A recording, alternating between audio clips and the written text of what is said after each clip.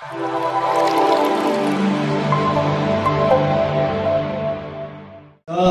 भन्दा अगाडिका धेरै वक्ताहरूले हाम्रो पार्टीको बारेमा, हाम्रो सरकारको बारेमा र अहिले नेकपामा भएको विवादको बारेमा मलाई लाग्छ धेरै कुराहरू उहाँहरूले प्रश्न पारिसक्नु भएको छ र तपाईहरू प्रश्न भइसक्नु भएको छ। त्यसकारण मैले धेरै बोल्ने कुरा मसँग छैन।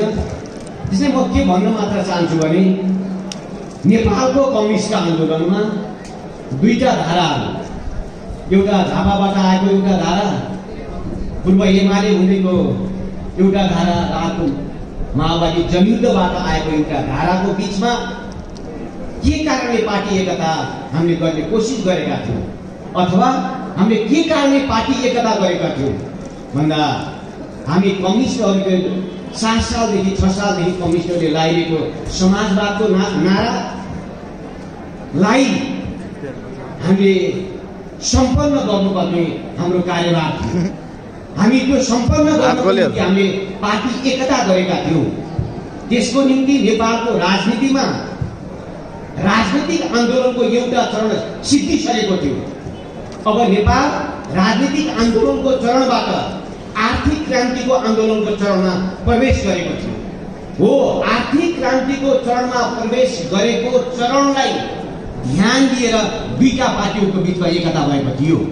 तर यी दुईटा पार्टीहरूको बिचमा इतिहास मिल्दन्थ्यो, संस्कृति मिल्दन्थ्यो र कयौं सोच्ने तरिकाहरू मिल्दन्थ्यो। त्यो हामी सबैलाई थाहा छ।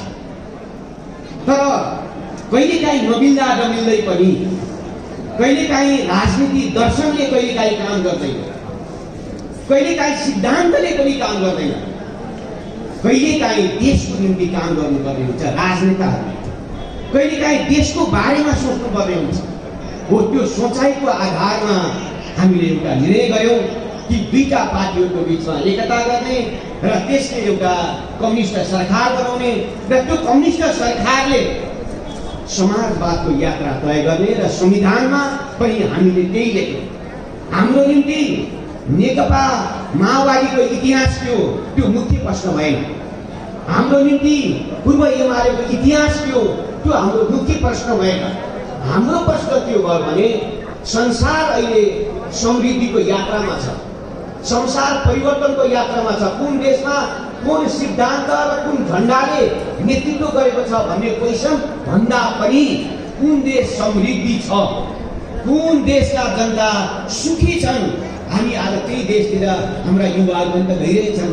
आज हामी पुँजीवादी देश भन्छौँ अमेरिका, तर हाम्रो युवाहरूको आकर्षण कुन छ? अमेरिका छ। हामीले समाजवादी देश हो भन्छौँ चीन, तर हाम्रो युवाहरूको आकर्षण चीन छैन, हाम्रो युवाहरूको आकर्षण युरोप छ। किन हाम्रो युवाहरूको आकर्षण, हाम्रो पढे लेखेका युवाहरूको आकर्षण युरोप छ भन्दा त्यहाँ समृद्धि छ अथवा डेमोक्रेसी छ अथवा सुखी छ अथवा स्वतन्त्रता छ अथवा रोजगारी छ, तपाईँ जे भन्नुहोस्, अथवा नयाँ सभ्यता छ। त्यसैले हाम्रो देश जो 6 सालदेखि पोलिटिकल कन्फ्लिक्टमा छ, बारम्बार पोलिटिकल कन्फ्लिक्टमा छ, हतियारबन्द सङ्घर्षमा छ, अरू सङ्घर्षहरूमा छ, त्योबाट देशलाई मुक्त गर्न जरुरी कम्युनिस्ट पार्टीको थियो। र त्यो कम्युनिस्ट पार्टी एउटै कम्युनिस्ट पार्टी सक्ने परिस्थिति थिएन। पूर्व माओवादीले मात्र सक्ने स्थिति थिएन, पूर्व एमाले मात्र सक्ने स्थिति थिएन र जनताको कहीँ न कहीँ कम्युनिस्टहरूमा अपनत्व थियो अथवा कम्युनिस्टहरूले जनताको बारेमा योगदान दिएका थिए।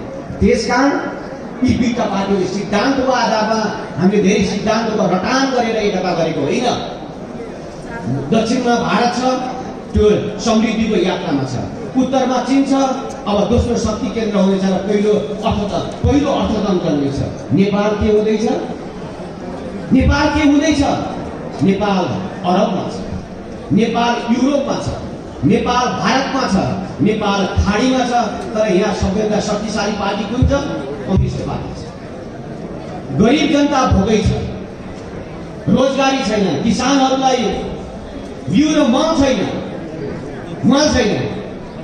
गरिबी छ। गरिबीबाट यो देश मुक्त हुन सकिरहेको छैन। राष्ट्रियता जहिले पनि सङ्कटमा छ। तर यहाँ कम्युनिस्ट पार्टी छ, शोषण छ, कम्युनिस्ट पार्टी छ। त्यो कम्युनिस्ट पार्टीको कुनै मिनिङ छ? जहाँ शोषण छ, जहाँ अन्याय छ, जहाँ अत्याचार छ, जहाँ साम्राज्यवादीहरूको हस्तक्षेप छ, जहाँका युवाहरू अर्को देशको राष्ट्रियताको निम्ति लड्नको निम्ति फौजीमा भर्ती हुन्छन्, जहाँका युद्धहरू अरबमा पुँजीवादी देशलाई हराभरा बनाउनको निम्ति अरबमा जान्छन्, तर यहाँ शक्तिशाली कम्युनिस्टहरूको सरकार छ, जनयुद्ध छ, जनआन्दोलन छ, झापा विद्रोह छ, किसान सङ्घर्ष छ, लडाइँ छ, झगडा छ, सारा छ। कम्युनिस्ट पार्टीको मिनिङ छ हो।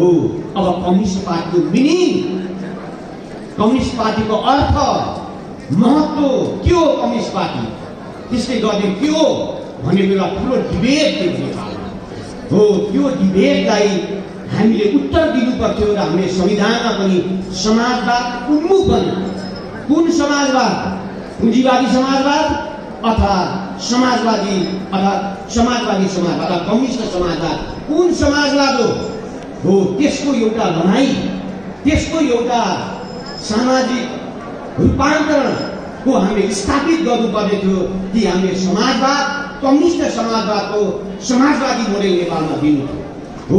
त्यो दिनको निम्ति पूर्व माओवादीको जो विरासत थियो त्यो विरासतले पनि सम्पन्न गर्न सक्ने परिस्थिति थिएन।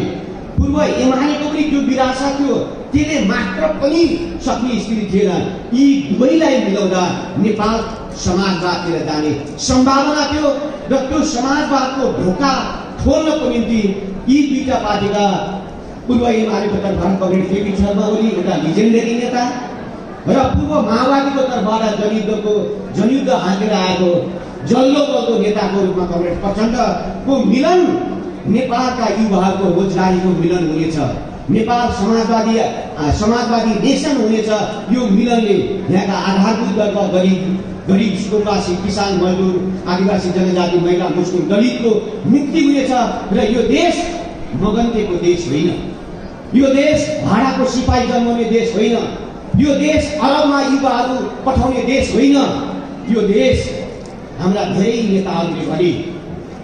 नेताहरूले भने स्विजरल्यान्डको कथा गरे, कथा गरे, सिङ्गापुरको कथा गरे, जहाँको कथा राखुन्, तर यो देश समृद्धि हुनुपर्छ। यो संसारको सबैभन्दा सुखी, सबभन्दा सुन्दर देश, संसारको सबैभन्दा डाइभर्सिटी भएको देश, विविधता भएको देश, प्राकृतिक विविधता भएको देश, प्रकृतिले हामीलाई उपहार दिएको देश, यो देश समृद्धि बनाउनु पर्यो। यो देश भोकबाट मुक्त गर्नु पर्यो।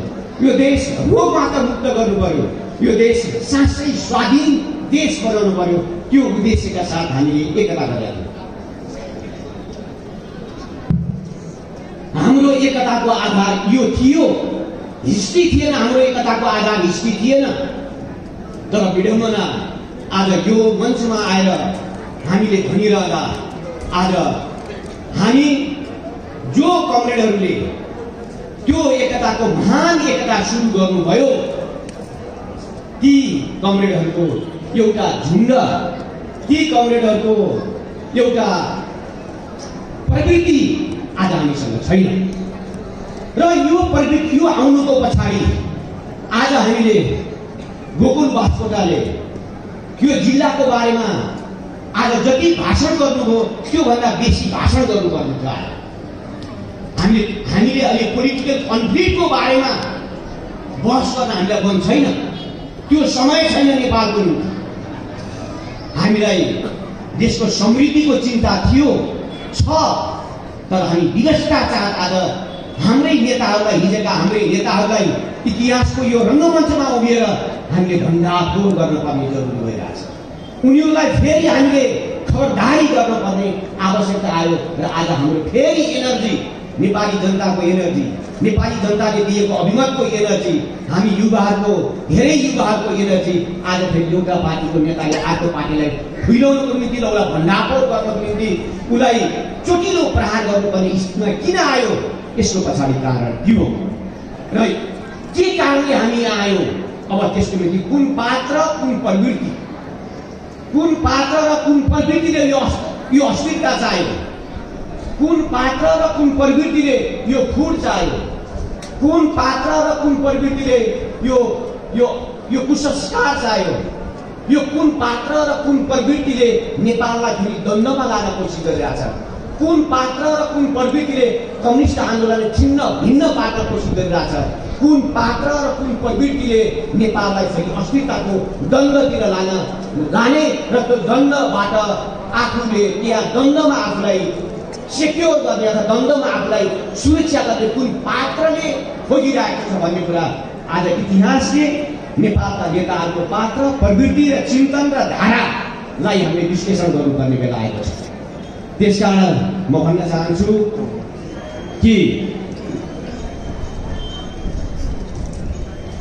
कमरेड केपी ओलीसँग पार्टी एकता गर्दा र हामी पूर्व माओवादी केन्द्रमा भइरहँदा कमरेड केपी ओलीसँग पार्टी एकता गर्ने कुरा अलि गाह्रो कुरा छ, अलि मिल्ने कुरा छैन र चुनावी एकता गरौँ, वामपन्थी देशभक्त जनतान्त्रिक दलको सरकार टाइपको नारा दिउँ र फेरि अर्को चुनावसम्म पार्टी एकता कम्प्लिट गरौँला र यो बिचमा सरकार सञ्चालनमा अलिकति राम्रो भूमिका खेलेर हाम्रो बिचको एकता अलि राम्रोसँग सम्पन्न भइसकेपछि पार्टी एकता कम्प्लिट गरौँला भन्ने विचार पनि पूर्व माओवादीभित्र थियो। हामीले त्यो विचार राखेका थियौँ र यो एकतालाई बचाउन सक्ने ल्याकत, यो एकतालाई बचाउन सक्ने ल्याकत, यो जनमतको नेतृत्व गर्ने ल्याकत हाम्रा नेताहरूमा छ कि छैन भन्ने कुरा हामी पूर्व माओवादी भएको नाताले हामीलाई आशंका थियो, हामीले आशंका गरेका थियौँ र त्यो आशंका, हामीले गरेको आशंका आज पुष्टि भएको छ। र म भन्न चाहन्छु कि हामीले लामो समय माओवादी केन्द्रमा र कमरेड पुष्पकमल दाहाल प्रचण्डलाई हामीले प्रचण्ड पथ बनायौँ हामी र माओवादी जनयुद्ध हुने बेलामा एकखेर गाइडिङ प्रिन्सिपल अफ थट भन्ने विचार छ, उहाँले त्यो मान्नु भएन, मलाई त मेरै नामको विचार चाहिन्छ भनेर उहाँले प्रचण्ड मार्क्सवाद, लेनिनवाद, माओवाद र प्रचण्ड पथ भनेर उहाँले बनाउनु भयो र उहाँलाई प्रचण्डै पथै चाहियो र हामीले जनयुद्धको बेलामा प्रचण्ड पथ भन्यौँ, गीत गायौँ, लेख्यौँ, बजायौँ, सारा गरेर हरियत ढुङ्गाहरूमा लेख्यौँ, पोस्टर बनायौँ, नारा गऱ्यौँ, जुलुस गऱ्यौँ र प्रचण्ड पथ बनायौँ। र म आज दुःखका साथ भन्न चाहन्छु 20औं वर्ष मैले जो पार्टीको नेता कमरेड प्रचण्डलाई मैले नेता माने, हामी सबैले नेता मान्यौँ, तर आजको मितिसम्म आउँदा मैले कमरेड केपी शर्मा ओलीलाई भेट्ने र छलफल गर्ने पूर्व माओवादी नेताहरूमध्येमा म सबैभन्दा कान्छो नेता, मैले कमरेड केपी ओलीसँग मैले 3 वर्ष पार्टी एकता भयो, 3 वर्ष पार्टी एकता हुने 2 वर्ष मैले मिटिङमा बाहेक छुट्टै भेट गरिनँ र भेट गर्ने अनुकूल पनि मिलेन। त्यो किन मिलेन भनेर भन्दा पूर्व माओवादीमा हुने बेलामा कमरेड केपी शर्मा ओलीको सबैजनाले वैचारिक रूपले चाहिँ आलोचना गर्ने नेतामध्येमा कमरेड मणि थापा बस्छ र कमरेड प्रचण्डले भन्नुभयो अलिकति उहाँलाई हानिदिनु पऱ्यो, अलिकति हानिदिनु पऱ्यो, अलिकति हानिदिनु पऱ्यो, तपाईँले हानिदिनु पऱ्यो, उहाँ अलिक धेरै चाँडै भएर आउनुभएको छ, अलिकति हानिदिनु पऱ्यो भन्नुहुन्छ। ठिक छ, हानिदिनु, नेताले हानिदिनु भने त हानिदिइराख्ने, हामीले हानिदिने र हामी नै हामी माओवादी त अलिकति हानिदिन पनि छ, हाम्रो बनौनीमा छैन, अब अलिकति हानियो। तर मैले जब कमरेड केपी शर्मा ओलीलाई पहिलोचोटि भेटिसकेपछि मलाई अलिक भिन्न अनुभूति भयो र त्यो अनुभूति के हो भने कमरेड प्रचण्डले चाहिँ के भन्नुहुन्छ भने उहाँ कहिले पनि स्थायित्वको पक्षमा हुनु भएन। तपाईँ जनयुद्धको बेलामा भन्नुहोस्, जनयुद्ध सुरु गरियो, नेपालमा बस्ने भनियो, तर 1 महिनापछि उहाँ नेपालमा बस्नु भने भारत जानु। हामीले भारतबाट जनयुद्ध सुरु गर्न सकिँदैन कमरेड, नेपालमै बस्नुपर्छ, मरे पनि यही मर्ने, बाँचे पनि यही मर्ने, युद्ध सफल भए पनि यही सफल हुने, असफल भने यही हुने र हामी शहीद हुन तयार हुनुपर्छ, क्रान्ति शहीद हुन सक्छ तर देशमै बसेर हामीले क्रान्ति गर्नुपर्छ भन्ने कुरा हामीले बारम्बार पत्रमा राख्यौँ। तर उहाँले हुन्छ भन्नु, उहाँले कहिले पनि हुन्न भन्नुहुन्न। त्यसैले प्रचण्ड कमरेडको थ्योरी के छ त भन्नुहुन्छ भने हुन्छ भन्नुहुन्छ, उहाँले सबैमा टाउको हल्लाइदिनुहुन्छ र उहाँ कहिले पनि स्थायित्वको पक्षमा भन्दा भने कन्फ्लिक्टबाट द्वन्द्वबाट निकास निस्किन्छ भन्ने उहाँको थ्योरी छ। द्वन्द्व हुने विपरीतहरूको बिचमा टकराव हुन्छ, टकरावबाट नयाँ चिज जन्मिन्छ भने मार्क्सबाट उहाँले स्पष्टीकरण गर्नुहुन्छ। तर मैले केपीओलीलाई के सोधेँ भने उहाँको एउटै दृष्टिकोण छ। उहाँ हो केपीओली बाहिर बोल्दाखेरि त धेरै कस्तो बोल्छ भन्छन्, तर केपीओली जहिले पनि उहाँको सोचमा चाहिँ उहाँको धेरैको कुरा सुन्नुहुन्छ, निर्णय एउटै गर्नुहुन्छ। धेरैको कुरा सुन्नुहुन्छ तर राष्ट्र निर्णय गर्ने बेलामा उहाँले आफ्नो विवेक, आफ्नो अब त्यो राइट हो उहाँको डिसिजन अथवा रङ हो त्यो भविष्यले बताउला, बताइ पनि रहेको छ होला। तर केपीओलीको डिसिजन क्षमता के त भन्दा उहाँले आफ्नो विवेकले निर्णय गर्नुहुन्छ। अब हामी कमरेड प्रचण्डलाई हामीले कसरी चिन्छौँ, उहाँले आफ्नो विवेकले कहिले निर्णय गर्नु र मैले भन्ने गरेको छु। उहाँले 11 बजे निर्णय गर्नुपर्ने छ बिहान भनेपछि 7 बजे एकजनालाई बोलाउनुहुन्छ। कमरेडलाई भन्नुहोस् न 11 बजे मैले डिसिजन गर्नुपर्ने छ, के गर्ने होला? ल कमरेड यसो यसो गर्नुहोस् न, निर्णय गर्नुहोस् भनेर भन्यो। ल कमरेड तपाईँको मेरो कुरा मिल्यो, यस भन्नुहुन्छ।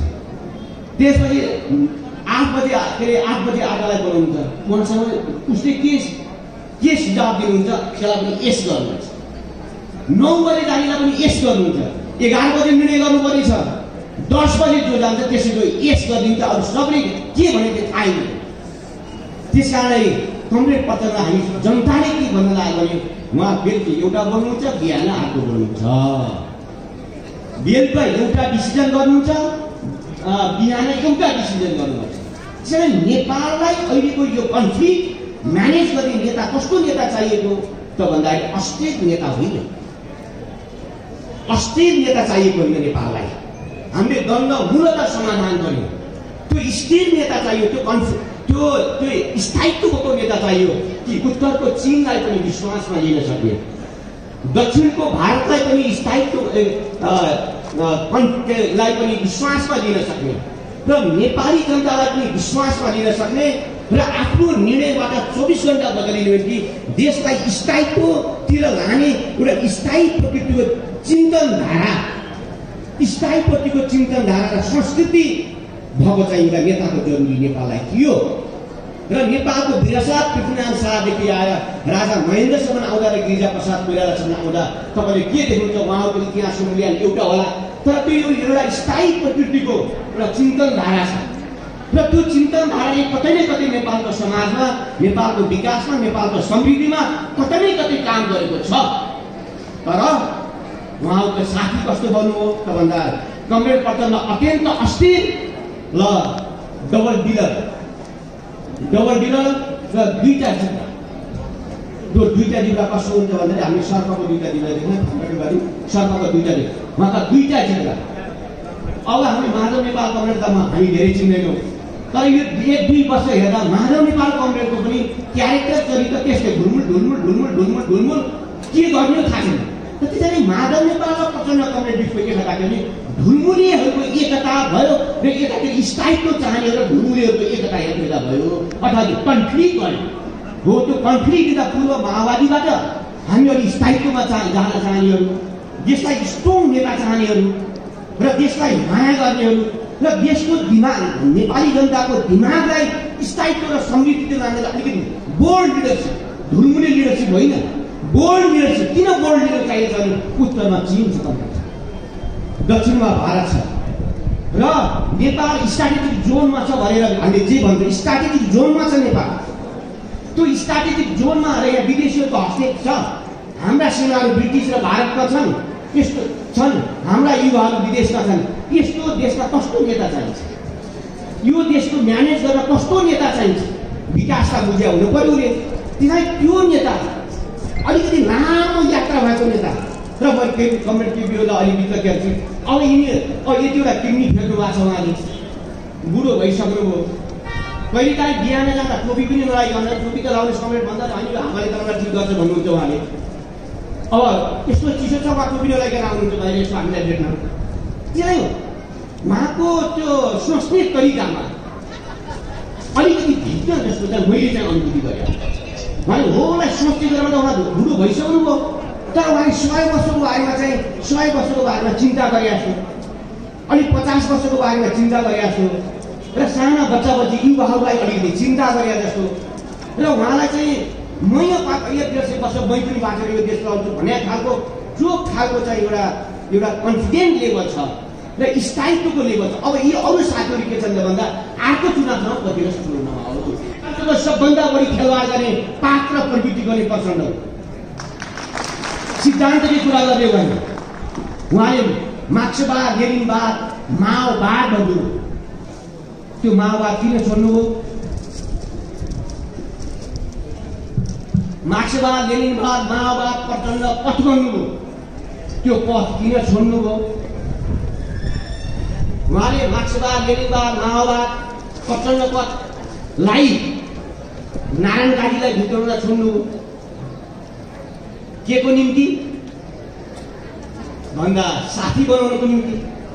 मार्क्सवाद लेनिनवाद माओवाद छोड्नुभयो पूर्व एमालेसँग मिलेर प्रधानमन्त्री हुनको निम्ति।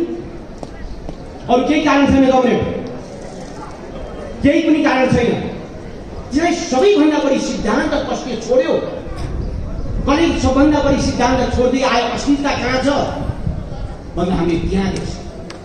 र उहाँले आज अर्को उहाँको चाहिँ उहाँ के गर्नुहुन्छ, उहाँ कन्स्ट्रक्सन होइन, उहाँको कमरेड प्रचण्डको फिलोसफी कन्स्ट्रक्सन होइन, निर्माण होइन, उहाँको डिस्ट्रक्सन हो अथवा विनिर्माण हो। डिस्ट्रक्सनमा अथवा कन्स्ट्रक्सनमा होइन, निर्माण होइन कि विनिर्माणमा उहाँको ध्यान छ। उहाँले निर्माण कहिले गर्नुहुन्न हो। हाम्रो गोकुलजीले भन्नुभयो बनाए भट्काए भन्नुहुन्छ र बनाउनु भयो। फेरि उहाँले बनाउनु भएको छ, को बनाउनु भयो? माओवादी बनाउनु भएन, उहाँले आफ्नो परिवार बनाउनु भयो। माओवादी बनाएको भए आज माओवादीको यो ऐसे कमिसनमा माओवादीको पूर्व नेताको हिसाबले भन्न चाहन्छु, उहाँले माओवादी बनाएको उहाँले रुकुम र रोल्पा बनाउनु भयो। अरू सबै जिल्लामा उहाँले त्यही गर्नुभयो। उहाँले 2-4 जना कमान्डरहरू बनाउनु। कोही पनि उहाँकोमा वैचारिक मान्छेहरू छैनन्, हिजोदेखि थिएनन्। कुनै पनि युनिभर्सिटीबाट पढेका मान्छेहरू थिएनन्। बाबुराम भट्टराईसँग बस्न सक्नु भएन, मोहन वैद्यसँग बस्न सक्नु। किन? वाट? यसको उत्तर इतिहासले खोज्दैन। उहाँको पक्षमा को छ? बाबुराम भट्टराई जनयुद्ध, Prachanda comrade plus Baburam comrade plus Mohan Baidya comrade equal to जनयुद्ध। उहाँले म जनयुद्धको उत्तराधिकारी बाबुराम कमरेडको अर्थ राजनीति, वैद्य कमरेडको फिलोसफी। उहाँ त टाकन टुकनवाला हो, दुईटैलाई मिलाएर टाकन टुकला। यहाँ टाकन टुकन मिलाउँछु भन्नुभएको थियो, यहाँ पूर्व एमालेमा आइसकेको यहाँ नेकपा बनेपछि टाकन टुकन ओली गवर्नरलाई फसाउने, माधव गवर्नरलाई फसाउने र टाकटुक पारेर म सत्ता केन्द्र गर्नुपर्छ। उहाँ सत्ता केन्द्र थिए, उहाँले आफ्नो बाटो छोड्नु, आफ्नो विरासत छोड्नु हो। कहिले निर्माणमा लाग्नु भएन। उहाँले बाबुराम बचाउन लाग्नु। बाबुराम दक्षिणपन्थी, किरण जसुत्रवादी, विप्लव उग्रवादी, अहिले बादल कमरेड, टोपबहादुर रायमाझी, लेखराजबाट बढी थापाहरू लाल गड्डा। उहाँले कमरेड केपी ओलीसँग एकता गरेर प्रधानमन्त्री 50-50 खान हुने। मणि थापाले कमरेड केपी ओलीले मणिजी तपाईँ यो मन्त्रालय बस्नुहोस्, तपाईँले अहिलेसम्म आउनुभएको छैन भनेर भन्दा हामी लाल गद्दार हुने? लजिक मिल्छ? तर्क मिल्छ? उहाँले माधव नेपाललाई बोकेर हिँड्ने हुन्छ भने कमरेड केपी ओलीले बादललाई लिएर सँगै लिएर हिँड्दा के अपराध हुन्छ? त्यही हो पोलिटिकल एनालाइसिस, त्यही हो क्रान्तिकारी एनालाइसिस, त्यही हो। त्यो लेफ्ट एनालाइसिस थियो, त्यो अराजकतावादी उपतावादी एनालाइसिस हो। त्यो अराजकतावादी एनालाइसिस हो त्यो। यस कारण म भन्न चाहन्छु कि हामीले कमरेड प्रचण्ड किन छोड्यो र म बताइराख्न चाहन्छु। अहिले माओवादी साथीहरू छोडेछन् भन्नुभयो। अब 6 महिना हेर्नुहोस्, 6 महिना माओवादी प्रचण्डतिर हुन्छ कि माओवादी प्रचण्ड हुन् कि माओवादीहरू हामीहरू? 6 महिना हेर्नुहोस्, 6 महिना माओवादीको धरातल कमरेड प्रचण्डतिर हुन्छ कि कमरेड बादलतिर हुन्छ? 6 महिना हेर्नुहोस्, 6 महिना हेरेर आउनुहोस्। उहाँले के गर्नु? जनमुक्ति सेना कहाँ छ अहिले? जनमुक्ति सेना फेरि गठन हुँदैछ। त्यो कमरेड केपी शर्मा ओलीलाई समर्थन गर्न फेरि गठन हुँदैछ। गठन गर्दा अब युनिटीमा आउँदैछ। बैरगल्मी जनमुक्ति सेना कहाँ छ, शहीद परिवार कहाँ छन्, बेपत्ता परिवार कहाँ छन्, त्यसको बारेमा म दुई पल्ट प्रधानमन्त्री हुँदा हेर्नुभयो। यो काभ्रे जिल्ला एकदम जनयुद्धको प्रभावित क्षेत्र हो। काभ्रेका साथीहरूलाई थाहा छ, सबैलाई थाहा छ। केपी ओली र म भन्न चाहन्छु, हामीले भन्दा पनि कमरेड पत्रले यसो गर्नु भएन। अब तपाईँ र कमरेड केपी शर्मा ओली कमरेडको बिच तपाईँले पार्टी एकता गर्नुभएको हामीले गरे होइन। हामीलाई त भित्री गोजीबाट ल्याएर 7 बुझ्यो कि 8 बुझ्यो देखाउनु भएको थियो। ल हामीले त महान एकता गऱ्यौँ। तपाईँले विरोध गर्न पाउनुहुन्न, तपाईँले समर्थन गर्नुहोस् भन्नुभयो, हामीले समर्थन गरिदियौँ। हामीले समर्थन गरेर लाछाप हामीले लगाइदियौँ। अब हामीले लगाइदिइसकेपछि अब त्यो के हुन्छ त कमरेड भन्दा उहाँको कुरा बढी के थियो त कमरेड भन्दाखेरि पछिल्लो चरणमा आइसकेपछि होइन, मैले सोचे आफ्नो केपी शर्मा ओली रहेछ, यो षड्यन्त्रकारी रहेछ, यो चाहिँ अधिकारवादी रहेछ, मेरो चाहिँ कहिले यो कुर्ची यता राष्ट्रपति उता राष्ट्रपति अनैतिक रहेछ। अब योसँग म मिलेर काम गर्न सक्दैन, तपाईँले सहयोग गर्नु पर्यो भन्नु हामीसँग अहिले जो केपी शर्मा ओलीलाई हामीले समर्थन गरिरहेको छ। अब हिस्ट्रीले चाहिँ केपी शर्मा ओली र कमरेड प्रचण्ड एकै ठाउँ जानुपर्ने हिस्ट्रीको आवश्यकता छ। जनताको म्यान्डेट त्यही छ, हामीलाई जनताले त्यही भनेर चुनेर पठाएका छन्। 5 वर्ष सरकार चलाउनु छ। यो पार्टीलाई कन्टिन्यू चाहिँ एउटा ऐतिहासिक पार्टी हामीले निर्माण गर्नुपर्ने छ। त्यसकारण तपाईँले अन्तिममा यो हाम्रो पार्टीको डिसिजन अथवा पार्टीको म्यान्डेट पनि हो, मुख्य प्रिन्सिपल पनि हो। त्यो प्रिन्सिपलका आधारमा तपाईँ कमरेड केपी शर्मा ओली र प्रचण्ड कमरेडले यो इतिहासको ढुङ्गालाई अगाडि बढाउनु पर्ने हिस्टोरिकल आवश्यकता, व्यक्तिको कुरा होइन कमरेड भन्दा उहाँले के भन्नुभयो, यो धेरै चाहिँ लोकशाही रहेछ, यो धेरै अनैतिक रहेछ। यदि मलाई यति पेल्यो अब म यस्तो रुपियाँलाई सहन सक्दैन, तपाईँले साथ दिनु पर्यो। अब म कमरेड केपी शर्मा ओलीको विरुद्धमा फाइट टु फिनिसको लडाइँ गर्छु भनेर उहाँले हामीसँग भन्नुभयो र मलाई साथ दिनु पर्यो तपाईँ जस्तो मान्छेले भन्नुभयो। र त्यो कुरा मैले उसमा टेलिभिजन बोलेको छु, हामीसँग भन्नु र हामीले के गर्यौँ भन्दाखेरि त्यहाँ त त्यो भन्ने कुरा तपाईँ केपीसँगै तपाईँले पार्टी एकता गरेर जानुहोस्, त्योभन्दा अर्को विकल्प छैन। यदि तपाईँले केपी ओलीसँग पार्टी एकता गर्नु भएन भने हाम्रो सहयोग तपाईँलाई हुँदैन, हामी सहयोग गर्न तयार छैनौँ। किन सहयोग गरेर छैन भन्दै यो एकता दुईटा नेताहरूले गरेको र यसलाई महाधिवेशनसम्म लाने पनि दुईटा नेताहरू नै हो भन्दा हामी भनेपछि उहाँले त्यसलाई मान्नु भएन र उहाँले चाहिँ उहाँले नेपाल कङ्ग्रेससँग चाहिँ एलायन्स गर्नु। हाम्रो प्रिन्सिपलमा के थियो तर महाधिवेशनसम्म दुईटा नेता सँगै जाने भन्ने प्रिन्सिपल हो हाम्रो। त्यहाँ महाधिवेशन आउँदा चाहिँ पूर्व एमालेको व्यवस्थापन पूर्व एमालेले गर्ने, पूर्व माओवादीको व्यवस्थापन पूर्व माओवादीले गर्ने र महाधिवेशनमा गइसकेपछि मात्र पार्टी एकता कम्प्लिट हुन्छ र लिडरसिप पनि त्यही अनुसारले लिडरसिप बन्छ र बनाइन्छ भन्ने हाम्रो प्रिन्सिपल छ। तर उहाँले मलाई दबायो, अत्यन्त लोकशाही रहेछ, अत्यन्त अपराधी रहेछ। केपी ओली भने अपराधी हो भने मैले युवाहरूको उदाहरण दिएँ। म चाहिँ वाइसिएलको इन्चार्ज भएको त्यो बेलामा पार्टी एकता हुने बेलामा र वाइसिएलका साथीहरू यता पूर्व युवा सङ्घका साथीहरू वाइसिएलका साथी पार्टी एकता गर्ने बेलामा धेरै पूर्व युवा सङ्घका साथीहरूले चाहिँ अब भावी नेता कमरेड प्रचण्ड हुनुहुन्छ, भावी नेता हुनुहुन्छ, उहाँसँग हामीले पनि राम्रो रिलेसन बनाउनुपर्छ, दाइले पनि राम्रो रिलेसन बनाउनुहोस् र अब ओली कमरेड पछिको पार्टी नेताको रूपमा प्रचण्ड हुनुहुन्छ भने धेरै साथीहरूको मलाई सबैको त्यो एउटा एक किसिमको चाहिँ भित्र अब भावी नेता प्रचण्ड हो भन्ने भइ नै सकेको छ र यस्तो खालको परिस्थिति छ त्यहाँ। र यति ठुलो युवाहरूको जमात, यति ठुलो विद्यार्थीहरूको जमात कमरेड केपी ओलीको पक्षमा छ। भोलि त्यो तपाईँलाई प्लस पोइन्ट हुन्छ। त्यसकारण तपाईँले केपी ओलीसँगै चाहिँ एकता गर्नुहोस् र कहिले काहीँ उहाँले धेरै खेल्नु भएको चुप लगाएर बस्नुहोस् त तपाईँका भावी नेता सहनु पनि त पर्यो भने उहाँ त कहिले पनि सहेर आएको होइन।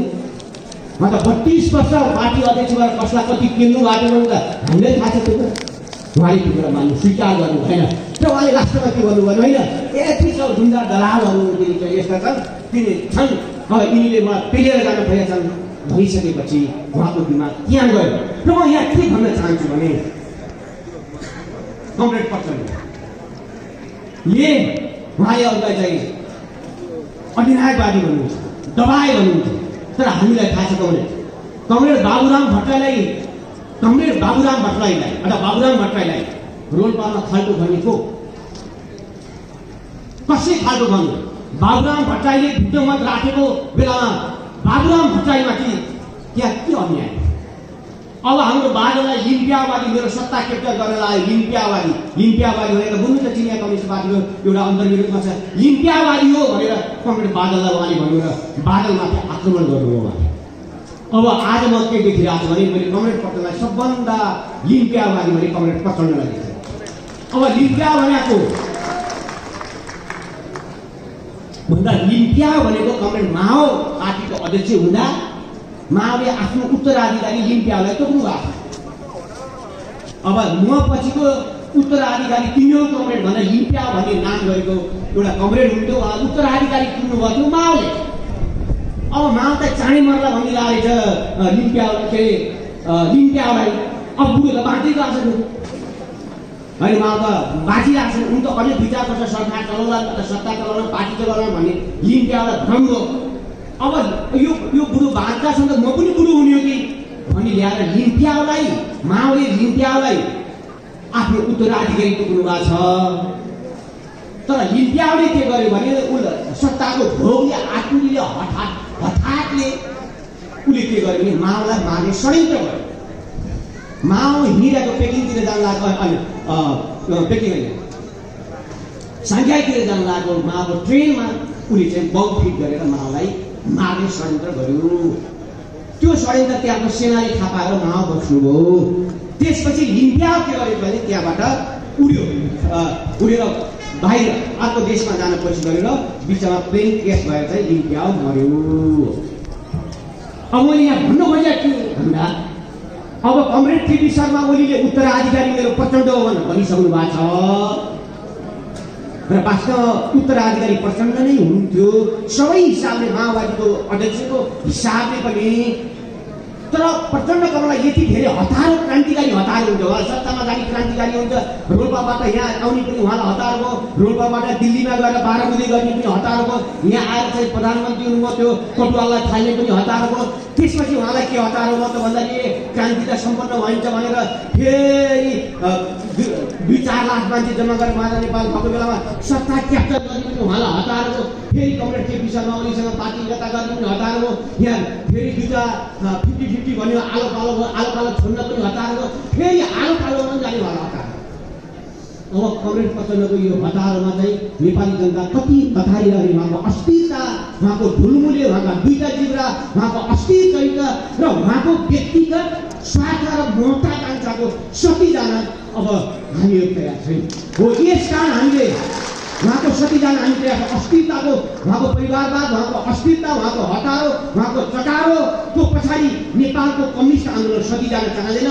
कम्युनिस्ट आन्दोलन भनेको यो रणनीतिक आन्दोलन हो, साम्यवादी आन्दोलन हो। यो 10 वर्षमा सिद्धिने आन्दोलन होइन, 50 वर्षमा सिद्धिने आन्दोलन, हजारौं वर्ष चलिरहने साम्यवादी आन्दोलन हो। कमरेड प्रचण्डमा यो साम्यवादी आन्दोलनको धैर्यता छैन। अब त्यो धैर्यता मैले केपी ओलीमा देखेँ। बुढालाई हतारो छैन, पूरा गर्न पनि हतारो छैन, खाना पनि हतारो छैन, हिँड्न पनि हतारो देखिनँ मैले मेरो अब्जर्भेसनमा। मैले प्रचण्डलाई गरेको अब्जर्भेसन, यतिखेर वामपन्थी विश्लेषक भन्नुहोस् अथवा लेखक भन्नुहोस्, के भन्नुहोस्, एउटा कवि भन्नुहोस्, कलाकार भन्नुहोस्, मैले कमरेड केपी ओलीलाई गरेको उहाँलाई हतारो छैन। तर उहाँलाई हतारो छैन, तर उहाँलाई व्यवस्थापन गरेर लानु पर्यो भन्ने खालको एउटा ग्रासरुटबाट एउटा स्थायित्व निर्माण गर्नु पर्यो भन्ने खालको चिन्तनबाट केपी ओलीले काम गरेको मैले देखेँ। कमरेड प्रचण्डलाई 5 मिनटमा बालुवाटार जान पर्यो, फेरि 2 मिनटमा फर्केर फेरि कोटेश्वर आउनु पर्यो, फेरि 2 मिनटमा खुमलटार जानु पर्यो, फेरि हटाएर खुमलटार आएर नयाँ कुरा पाक्यो भने फेरि मेरो सत्ता गुमिहाल्छ भने बालुवाटार उहाँको चक्कर लाग्यो चक्कर सोच्ने होइन उहाँले, सोच्ने होइन।